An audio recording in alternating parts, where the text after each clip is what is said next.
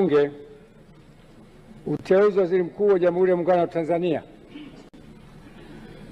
Mheshimiwa Spika,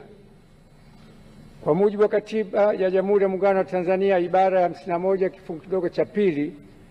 Rais wa Jamhuri ya Muungano wa Tanzania baada ya kushika madaraka yake ndani ya siku 14 atamteua mbunge wa kuchaguliwa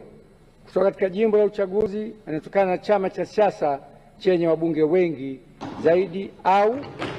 kama hakuna chama cha siasa chenye wabunge wengi zaidi, basi atateuliwa anaelekea kuungwa mkono na wabunge wengi kwa Waziri Mkuu wa Jamhuri ya Muungano wa Tanzania. Hata hivyo, Waziri Mkuu atakayeteuliwa hatashika madaraka hayo hadi uteuzi wake umethibitishwa na Bunge kwa azimio tukaungwa mkono na kura za wabunge walio wengi. Hivyo, kwa kutekeleza matakwa hayo ya kikatiba, nimemteua Mheshimiwa